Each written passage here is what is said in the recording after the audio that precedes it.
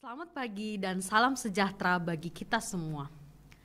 Perkenalkan, saya Santa Maria Pangaribuan, dosen Akademi Perawatan Rumah Sakit PGI Cikini. Pada kesempatan ini, saya akan memaparkan salah satu mata kuliah yang saya ampu sebagai salah satu prasyarat dalam mengikuti sertifikasi dosen tahun 2023 berupa pernyataan diri dosen dalam unjuk kerja Tridharma Perguruan Tinggi bidang pengajaran.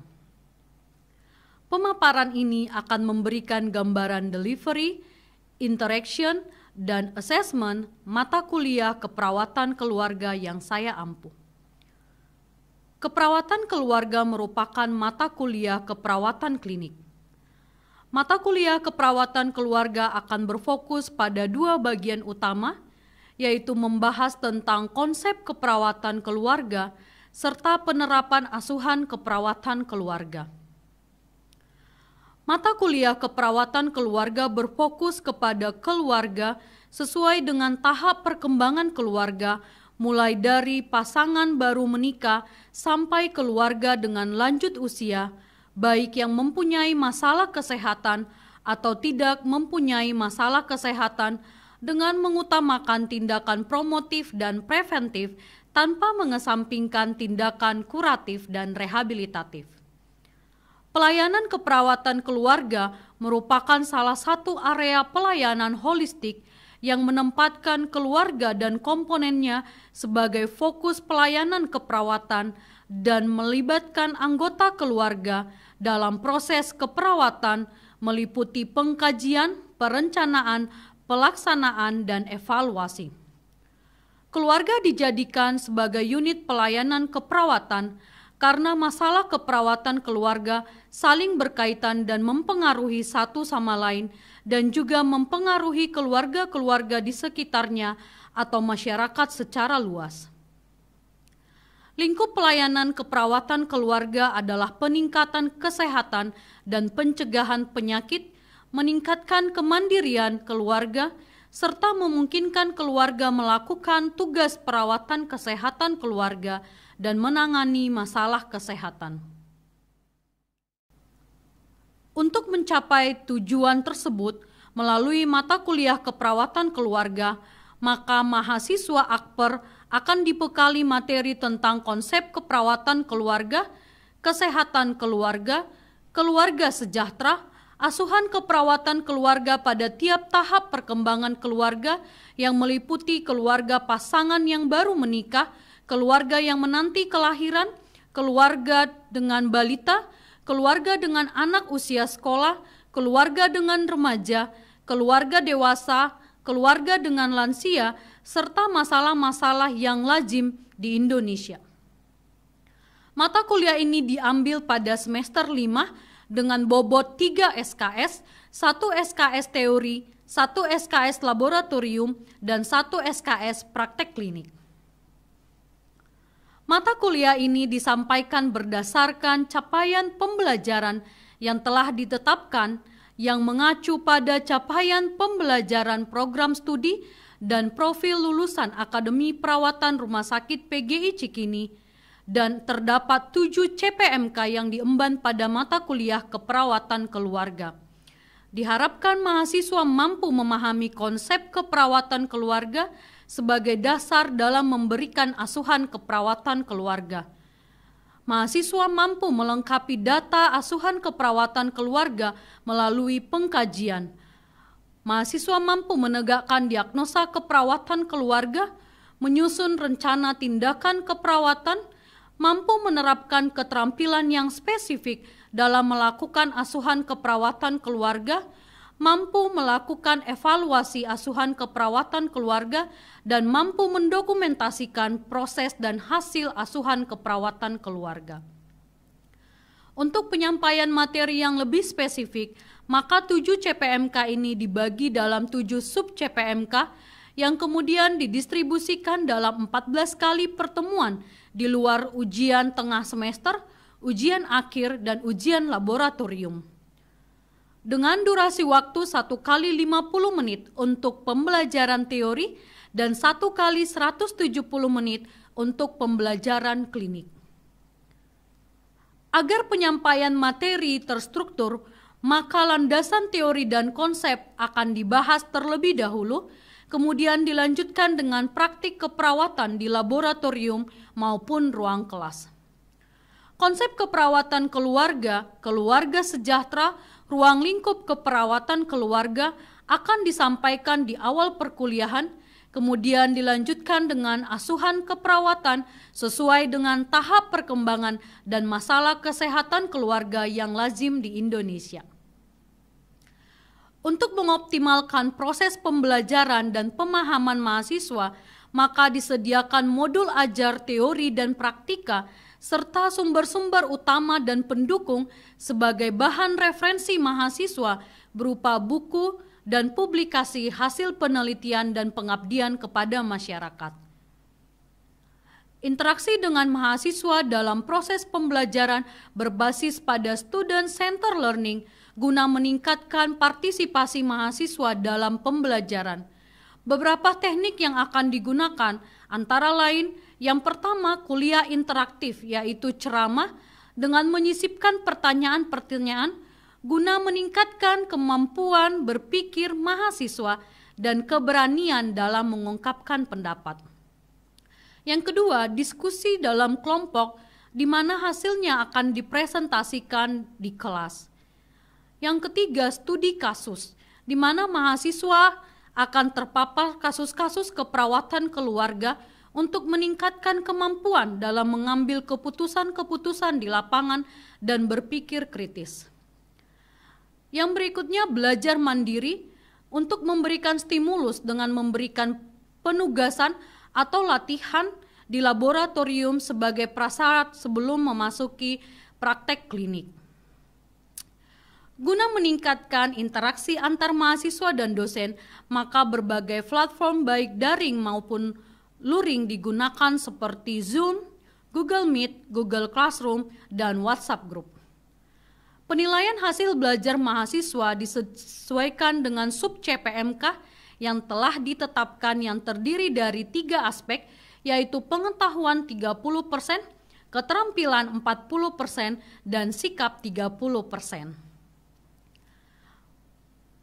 Sebagai assessment, dalam penilaian formatif, aspek pengetahuan dilakukan melalui kuis atau latihan-latihan kasus untuk mempertajam pemahaman mahasiswa terkait materi yang telah disampaikan, disertai umpan balik yang dilakukan pada perkuliahan tatap muka.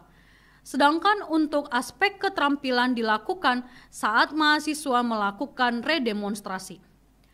Penilaian sumatif teori dilakukan ujian UTS setelah pertemuan ke-8 dan UAS pertemuan ke-16.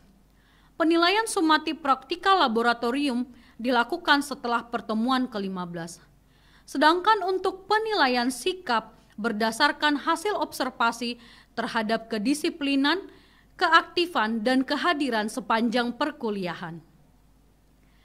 Teknik, indikator, dan bobot penilaian disampaikan dan disepakati di awal perkuliahan sebagai bentuk transparansi dalam penilaian mata kuliah keperawatan keluarga dan mahasiswa dapat mempersiapkan diri guna mencapai hasil pembelajaran yang terbaik. Demikianlah pemaparan tentang delivery, interaction, dan assessment mata kuliah keperawatan keluarga yang saya ampu. Berikutnya adalah rekaman proses pembelajaran tatap muka yang saya lakukan secara langsung di kelas. Baik, nah hari ini sesuai dengan rencana pembelajaran kita akan masuk ke topik yang baru ya dalam mata kuliah keperawatan keluarga. Nah, sekarang kita akan membahas tentang konsep keperawatan keluarga. Bertemu lagi dengan saya, Ibu Santa Maria Pangaribuan. Nah, sebelumnya apakah semua sudah hadir? Sudah hadir semua? Sudah? Nanti teman-teman jangan lupa untuk tetap absen di classroom ya. Nanti saya akan tetap koordinasi dengan SIPEN mata kuliah keperawatan keluarga. Oke. Hari ini kita akan mempelajari beberapa topik tentang konsep keperawatan keluarga.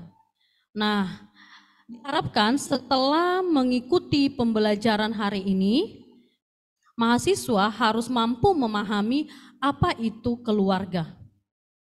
Apa itu bentuk dan tipe keluarga? Apa peran keluarga? Kemudian apa fungsi keluarga?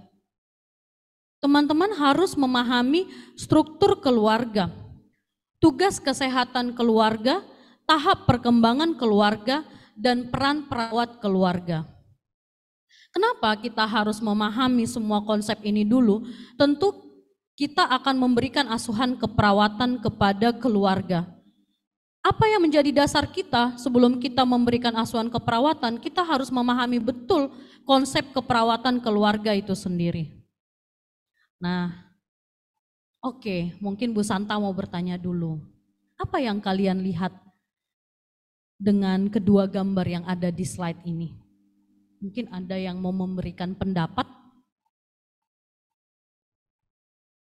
Di sini kita lihat ada dua gambar yang berbeda ya. Ada yang dapat, silahkan. Oke, mungkin Siti. Silahkan bisa menggunakan mikrofon ini. Nanti boleh disimpan di bawah ya.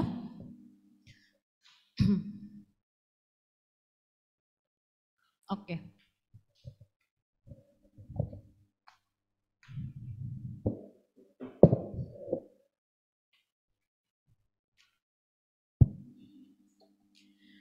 Baik, kalau menurut pendapat saya dari dua gambar di atas itu, di mana keluarga yang satu itu menggambarkan keluarga yang harmonis. Jadi di situ di dalam satu keluarga itu mereka sama-sama mungkin sama-sama saling menjalani perannya dengan baik, dan tentu jika mereka berjalan perannya mereka menjalani dengan baik itu maka timbullah keharmonisan dalam keluarga. Sedangkan di gambar yang satu itu kedua orang tua itu saling berantem dan di tengah-tengahnya itu ada anak-anaknya. Nah, di sini yang saya nilai itu adalah keluarga yang tidak harmonis, mungkin kebalikannya ya. Di sini orang tua mungkin menampakkan mungkin kekerasan di dalam keluarga di depan anaknya dan itu sangat berefek untuk anaknya sendiri. Jadi perbedaannya sangat jelas sekali antara keluarga yang harmonis dan keluarga yang tidak harmonis. Itu terima kasih Bu. Oke, very good. Tepuk tangan dulu buat Siti. Ada keluarga yang harmonis dan ada keluarga yang tidak harmonis. Inilah tugas kita sebagai perawat keluarga. Kita harus membantu bagaimana keluarga itu bisa melangsungkan kehidupannya di dalam masyarakat. Bagaimana keluarga itu bisa menjalani tahap-tahap dalam keluarga, dalam perkembangan keluarga. Jadi apa sih definisi keluarga?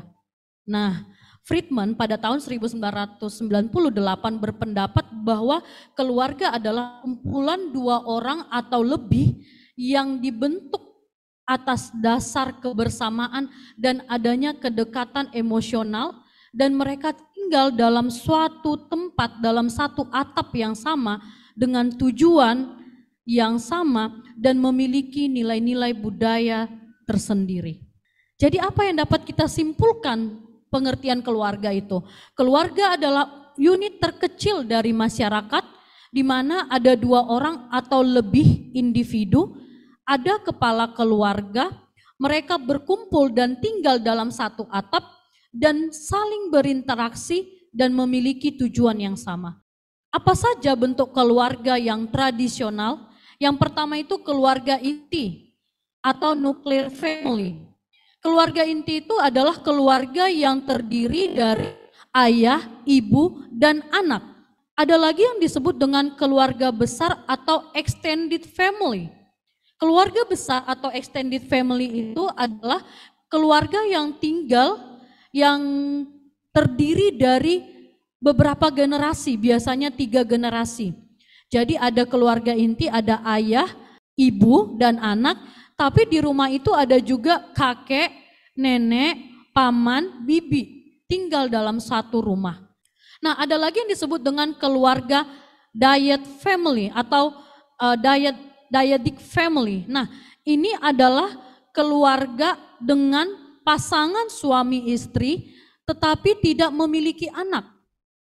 Nah, ini bisa karena memang mereka masih menunda kehamilan atau memang mereka belum dikaruniai anak dalam keluarga itu.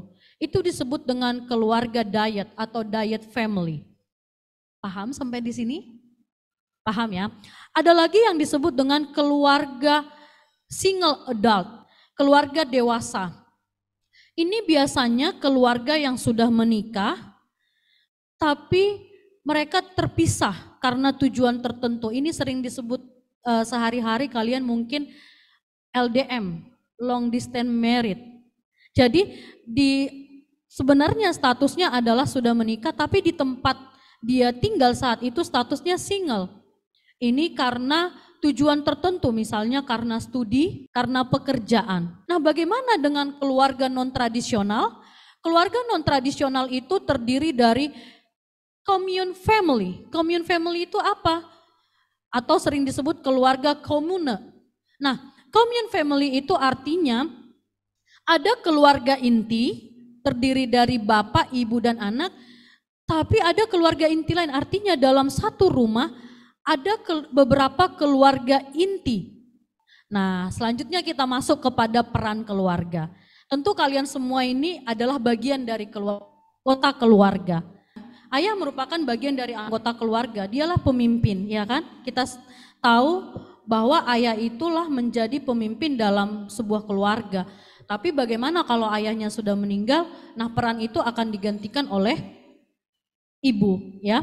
Nah, jadi seperti yang teman-temannya sampaikan bahwa ayah berperan sebagai kepala rumah tangga yang bertanggung jawab dalam mencari nafkah keluarga, memberikan perlindungan kepada keluarga, dan menjaga keutuhan keluarga, memberikan nyaman dan kehangatan di dalam keluarga.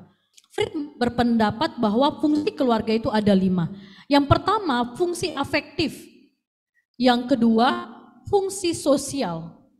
Yang ketiga, fungsi ekonomi. Dan yang keempat, fungsi reproduksi. Dan yang kelima, fungsi perawatan kesehatan. Jadi nanti ketika kita mengunjungi keluarga, kita melakukan pengkajian, ini akan kita tanyakan, bagaimana fungsi afektif keluarga itu? Bagaimana fungsi reproduksi, fungsi sosial, fungsi ekonomi di keluarga itu akan kita tanyakan. Bisa ya sampai di sini?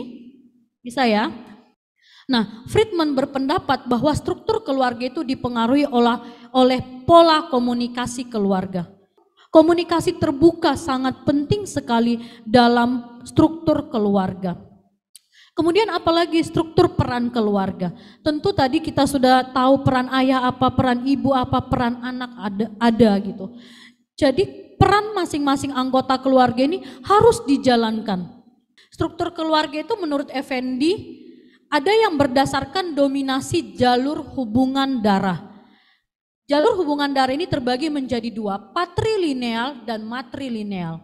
Patrilineal artinya garis keturunan di dalam keluarga itu mengikuti garis keturunan ayah. Contohnya, tahu nggak suku apa? Batak, very good. Mengikuti garis keturunan ayah, patrilineal. Nah, ada lagi yang dikatakan dengan matrilineal. Matrilineal itu adalah mengikuti garis keturunan ibu. Contohnya Padang, Minangkabau, very good. Nah, kemudian ada lagi struktur keluarga berdasarkan tempat tinggal. Itu disebut dengan patrilokal. Nah, ciri-ciri struktur keluarga itu harus terorganisir. Artinya apa? Di keluarga itu yang tadi semua pola komunikasi, kemudian nilai dan norma yang berlaku, peran, semuanya terorganisir dengan baik. Semua anggota keluarga tahu, ya, semua anggota keluarga memahami perannya masing-masing. Semua anggota keluarga tahu ketika ada masalah mereka harus saling berkomunikasi. 5 tugas kesehatan keluarga, dan ini wajib kita ketahui bersama karena ini yang akan kita lihat apakah keluarga itu yang pertama mampu mengenal masalah kesehatan. Berikutnya tahap perkembangan keluarga. Nah, secara umum tahap dan tugas perkembangan keluarga itu ada 8.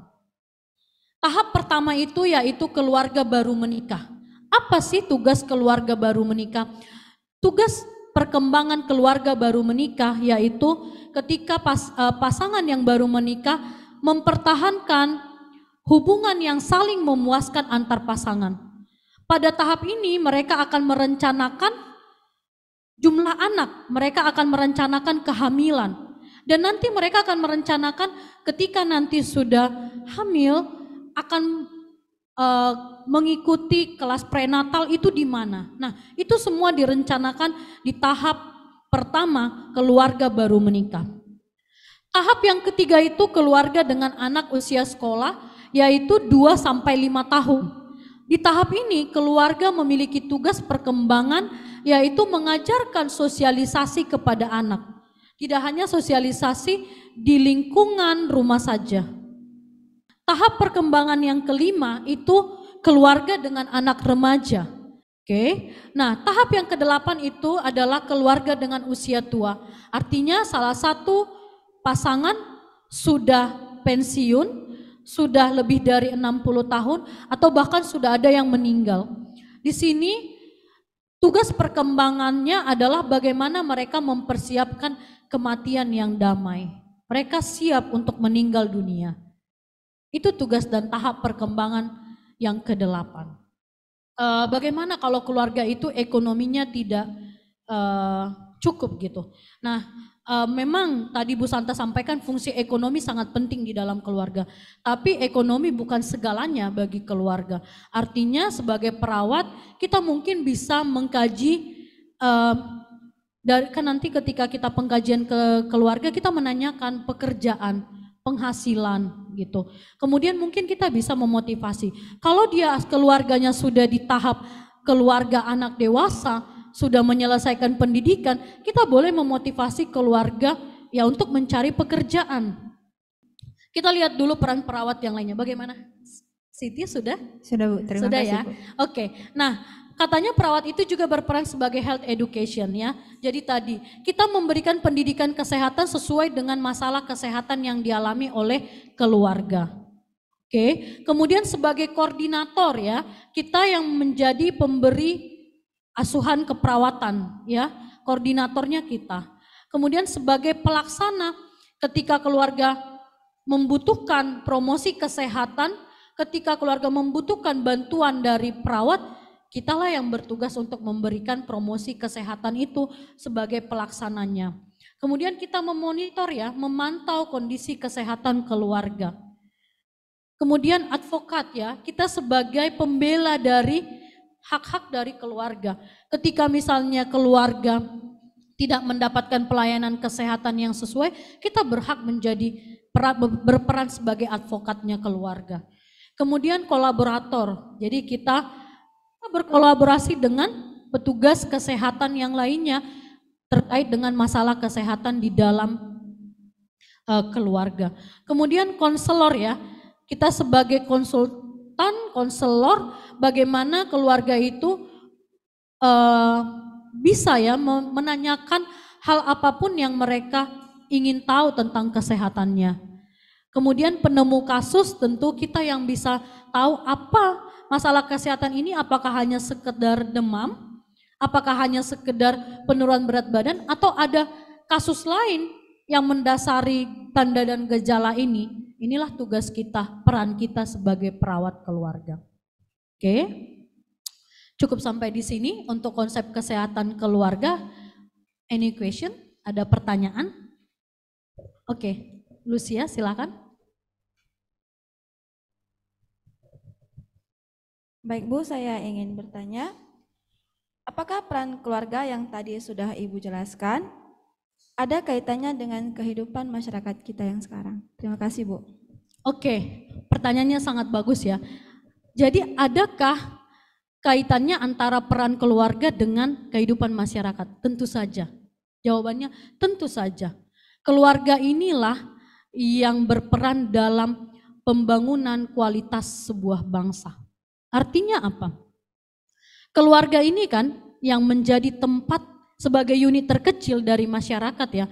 Keluarga inilah tempat pertama dan utama seseorang itu membentuk kepribadian, memiliki nilai dan norma sebelum dia sampai ke masyarakat, ya kan?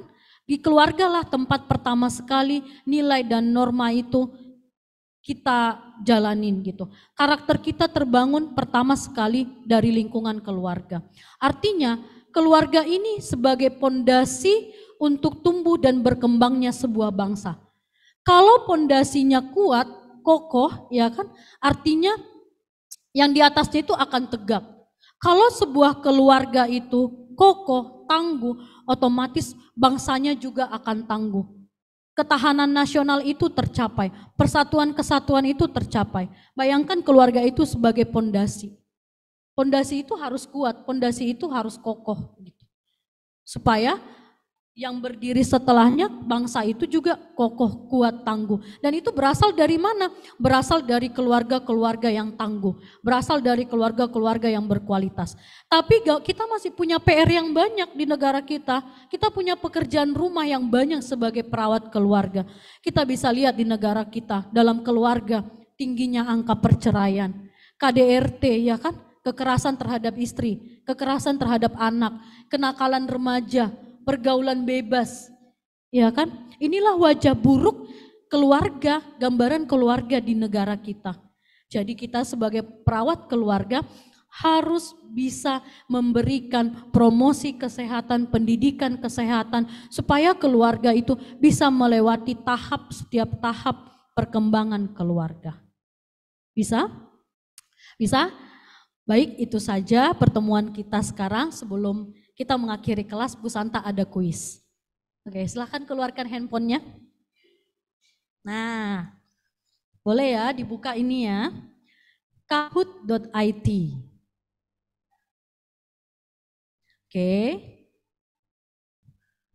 Oke, baik. Nah, semuanya sebagai evaluasi terakhir kita akan bermain games. Silahkan mengunjungi kahoot.it. Nanti akan ada permintaan game, pin, nanti saya akan berikan game pinnya. Silahkan dengan cepat menjawab pertanyaan terkait dengan konsep keperawatan keluarga. Nah, jadi nggak hanya jawaban benar ya, jawabannya harus cepat dan tepat. Are you ready? Siap? Harus ada dulu suaranya, siap? Oke, silahkan masukkan game pinnya 278 944. 278 944. Nanti namanya akan muncul. Ini sudah ada 29 orang yang bergabung. 34 ada lagi yang belum? Sudah semua? Oke. Kita tunggu temannya. Udah 35, satu orang lagi ya.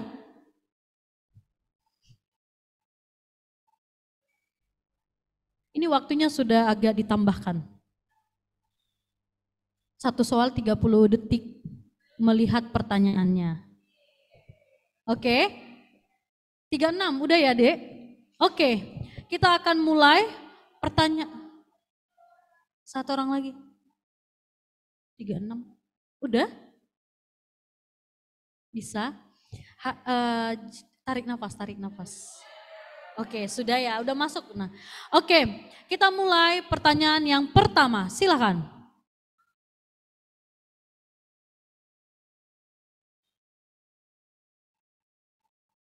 Yes, 25 orang menjawab benar. Keluarga terdiri dari Nyonya S sebagai ibu rumah tangga dengan 2 anak, Bapak S sebagai kepala keluarga. Tipe keluarganya adalah keluarga nuclear family atau keluarga inti. Oke, next question. Ya, Jessica yang tertinggi. Cukup sekian pertemuan kita untuk keperawatan keluarga.